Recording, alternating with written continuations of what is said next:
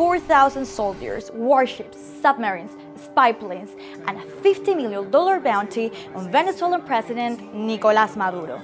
US President Donald Trump has ordered a major military buildup of Venezuela's coast, claiming it's to combat drug cartels. But is it really about drugs? This story starts in 1823, when then US President James Monroe declared the Western Hemisphere off limits to European colonization, establishing the US as a guardian of Latin America. The doctrine had four basic principles. First, Washington would not interfere in European affairs. Two, the US recognized and would not interfere with existing colonies in the Americas.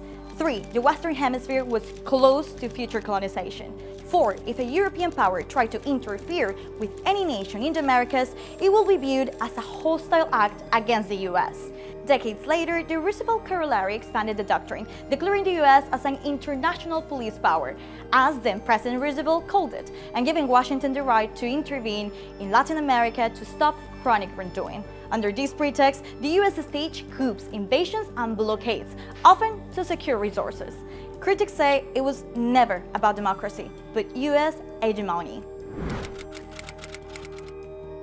In 1908, US warships helped bring Venezuelan dictator Juan Vicente Gómez to power. He gave the US Standard Oil Company and European giant Shell red carpet to access the country's oil reserves. In return, Washington ignored his brutal dictatorship. By the 1950s, another Venezuelan military ruler, Marcos Pérez Jiménez, kept oil flowing to Texas and Louisiana, while Washington ignored his repression. By the 1970s, Venezuela was the top crude supplier to the US. Today, it still has the world's largest proven reserves, about 303 billion barrels.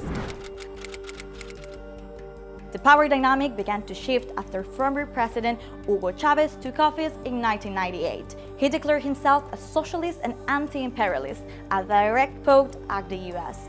Chavez began reshaping the country's oil sector by nationalizing assets, restructuring the state-owned oil and gas company PDVSA, and prioritizing politics over markets.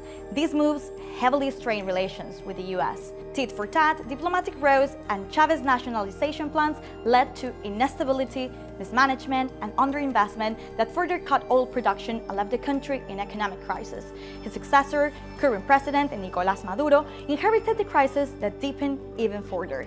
In 2015, former US President Barack Obama branded Venezuela as a national security threat, paving the way for sanctions. 2 years later, in 2017, the Trump administration imposed US sanctions on Caracas and tightened them in 2019. These sanctions blocked Venezuela from selling oil to the US and cut the country's access to global markets, slashing its exports. They also triggered hyperinflation, food shortages, and a GDP collapse in Venezuela, leading to the mass migration of over 7 million Venezuelans. In this administration, we're not afraid to use the phrase Monroe Doctrine. This is a country in our hemisphere. With US trade severe, Caracas turned to China as its main buyer, along with India and Cuba, something Washington had not seen coming. In 2023, the Biden administration cautiously allowed Chevron to resume limited operations in Venezuela. The aim was to pressure Maduro to make political concessions while boosting global oil supplies. Sanctions kept Caracas from receiving full compensation from the operations. In 2025, Trump began to push for more.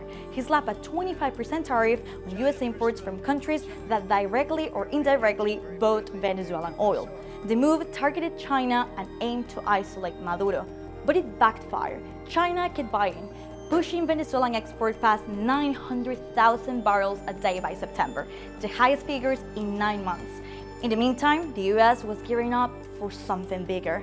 In August, Washington deployed Marines, submarines, and spy planes on Venezuela's coast, vowing to fight drug cartels. Maduro denounced a military buildup of its shores, saying it was aimed to toppling his government and warning that he was ready to declare a republic in arms if attacked. He also mobilized the Bolivarian militia, deployed troops to the country's borders, and called on thousands of citizens to join armed militias to defend the nation. 2 centuries after the Monroe Doctrine was devised, Washington is once again using old justifications for new interventions. But in Venezuela, where oil, geopolitics, and survival collide, the world is left asking, is this really a war on drugs, or is it a war for oil and power?